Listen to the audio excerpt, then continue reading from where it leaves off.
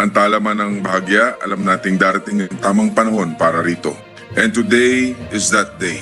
So close to my heart. We just wish to provide in advance the benefits afforded by the law. There are accounts that centenarian law beneficiaries are too old to enjoy the cash gift they receive. Meron pang salalay na hindi na naintindihan ng ating mga lolo at lola kung ano man ang natatanggap nila. This representation, together with our very able sponsor, Senator IMEE Marcos, appeal to this body to overwhelmingly support this measure, which awards 100,000 pesos cash to every Filipino centenarian. Life expectancy is now at 79 years old for men, 83 years old for women. Meron tayong kasabihan, aanhin pa ang damo kung patay na ang kabayo. Hihintayin pa ba natin na mawala ang ating mga lolo't lola bago mapadama sa kanila ang ating pagmamahal at pagpapahalaga? With this, more senior citizens will benefit from a cash gift of 100,000 pesos as it will be equally distributed in 3 tranches at ages 80, 90, and 100. This means that around 33,000 pesos will be given to beneficiaries for every 10 years. Mr. President, I move that the transfer from the calendar for ordinary business to the calendar special orders committee report number, there's no number here. Number 61. 61, Mr. President, on Senate Bill number 2028. 2028. This is the bill pertaining to the amendment to Centenarians Act of 2016. I so move, Mr. President. Is there an objection? Hearing none, motion is approved. President, I move that we consider the same measure, Senate Bill number 2028. So move, Mr. President. Is there an objection? Hearing none, consideration of Senate Bill number 2028 under committee report number 61 is now in order. Thank you, Mr. President. Mr. President, to sponsor the measure, may we recognize the distinguished lady from the great province of Ilocos, Senator IMEE Marcos, the chairperson of the Committee on Social Justice, Welfare, and Rural Development, to deliver her sponsorship speech. Thank you very much, Majority Leader. Mr. President. Is there an objection? Hearing none, Senator Marcos is recognized, but before that, the Secretary will now be requested to read the title of the measure.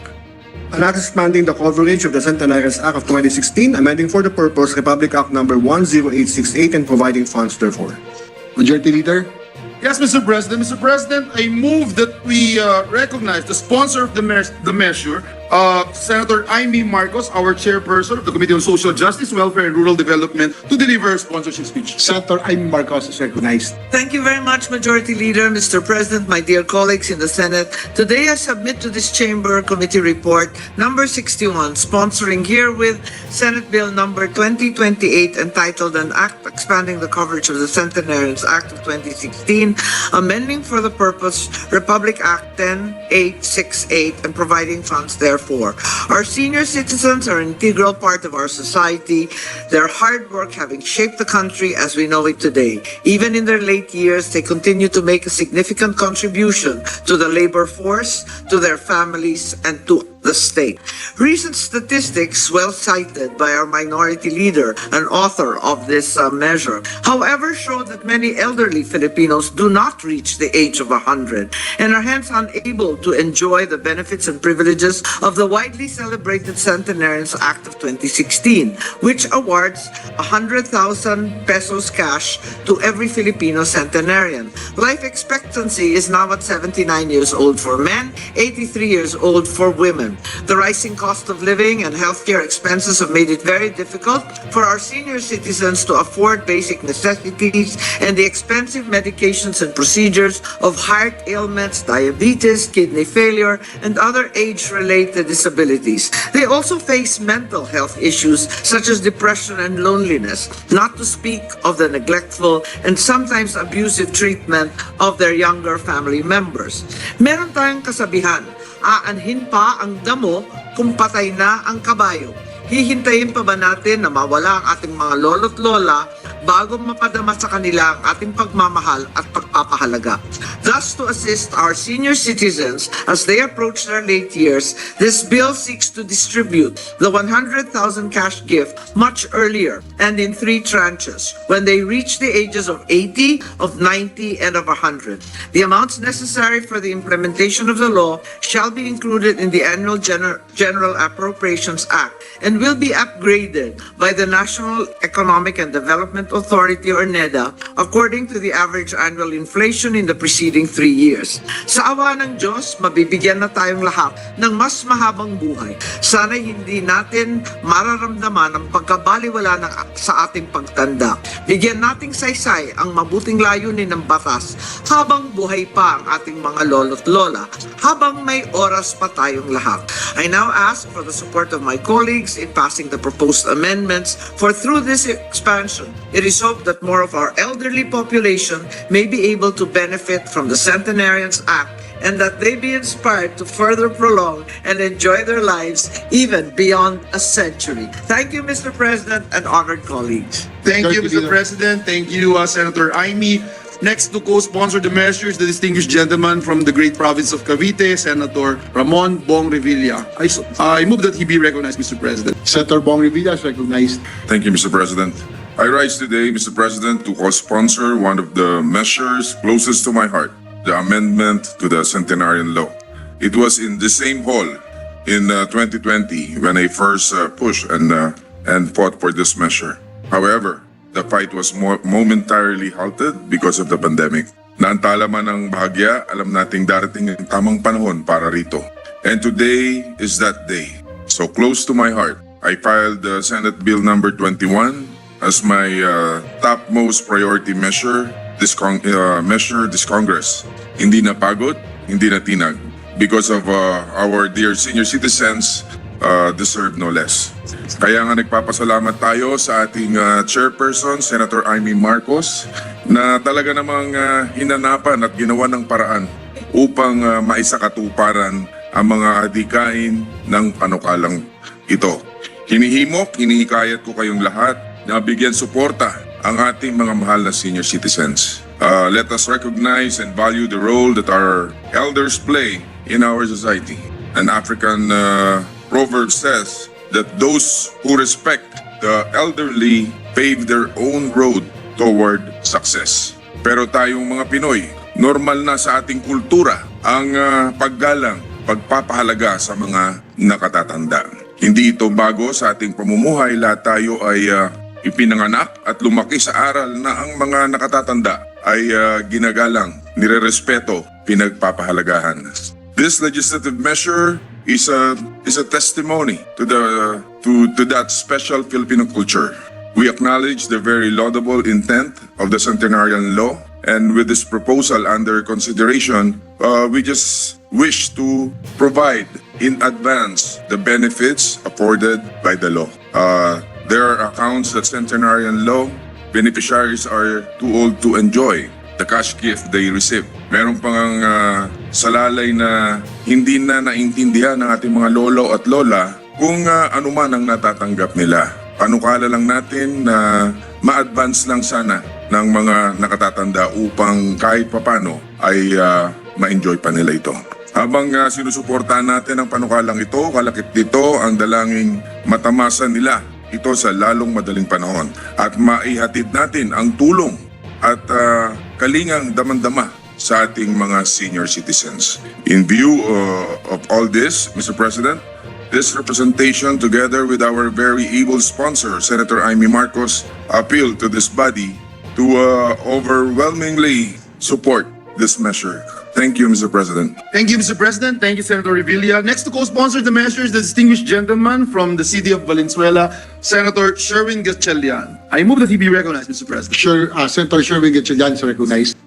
Thank you, Mr. President. Good afternoon to everyone. Good afternoon, dear colleagues. I rise today to co-sponsor Senate Bill number 2028 under Committee Report number 61, otherwise known as an act expanding the coverage of the Centenarians Act of 2016. The cultural value of family and respect for the elderly is deeply ingrained in our Filipino culture. It is common for us to have multi-generational households where grandparents live with their children and grandchildren. We always make sure that our lolos and lolas are well cared for and that they never feel abandoned or neglected.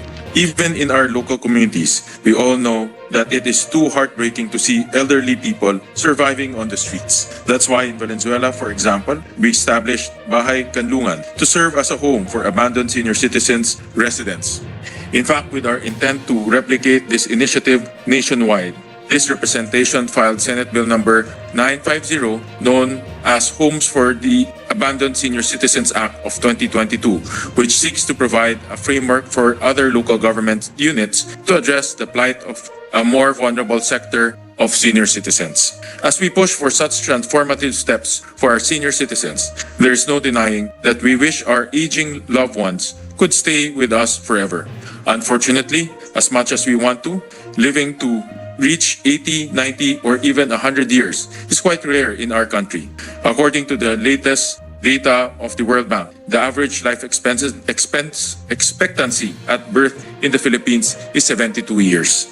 Given this context, not many Filipinos live up to enjoy the benefits of Republic Act number 10868 or the Centenarians Act of 2016. This also means that only a few centenarian Filipinos enjoy the fruits of this act, including the 100,000 peso cash gift as well as the letter of felicitation. According to the 2020 data released by UK-based care home marketplace Loti, only 2 in every 100,000 Filipinos are centenarians. Sa madaling salita, konting senior citizens lamang ang kinikilalang benepisyaryo ng ipinasang Centenarians Act of 2016. With this reality, Mr. President, I stand today to co-sponsor this measure that seeks to broaden the coverage of the Centenarians Act of 2016. Through this measure, we can further celebrate the contributions of our beloved senior citizens to nation building by providing more beneficiaries with the necessary support and recognition they deserve. Once the passage of this bill becomes a reality, our Filipino octogenarians and nonogenarians will also reap the rewards of the Centenarians Act. With this, more senior citizens will benefit from a cash gift of 100,000 pesos as it will be equally distributed in 3 tranches at ages 80, 90, and 100. This means that around 33,000 pesos will be given to beneficiaries for every 10 years, while also allowing inflationary adjustment of the amounts that they will receive. Mr. President, the passage of this measure will surely motivate our senior citizens to live longer. The 100,000 pesos cash gift that will be equally distributed in 3 tranches will support them as they pay their living expenses, medicines, healthcare costs, and other necessities as they reach the milestone of 80, 90, and 100. Sa totoo lang, ang simpleng paggamit ng senior citizens discount, tuwang-tuwa na ang ating mga lolo at lola. Sa pagpasa ng panukalang ito, paniguradong mas lalong gaganda ang kanilang mga ngiti dahil tiyak na malaking tulong ito lalong-lalo na sa mga may iniindang karamdaman dahil makakatulong ito sa pambili ng kanilang gamot. Noong panahon ng aking panunungkulan sa Valenzuela, naging saksi mismo ako kung gaano ito napasaya ang mga Valenzuelanong centenarians dahil bukod sa pagkilala sa kanila, binibigyan din natin sila ng tig sa 10,000 sa kanilang kaarawan. Nakakatuwa ring malaman na ngayon ay umabot na sa 50,000 pesos ang ipinamahagi sa kanila. Kaya naman sa mga kapwa kong mambabatas, huwag na sana nating ipagkait ang munting biyaya na ito para sa pinakamamahal nating octogenarians, nonogenarians at centenarians. Sama-sama nating ipagdiwang ang kanilang pagpupunyagi tungo sa mahaba, masagana at mayabong na buhay. Para sa ating senior citizens, mabuhay po kayong lahat. Kayo ay buhay na kayamanan ng ating bansa. To end, allow me to express my gratitude to the sponsor of this bill, Senator IMEE Marcos, and to my fellow co-authors, Minority Leader Senator Coco Pimentel III, Senator Bong Revilla Jr., and Senator Risa Ontiveros for their contributions in drafting this significant measure. Maraming salamat. Thank you very much, distinguished colleague from Valenzuela.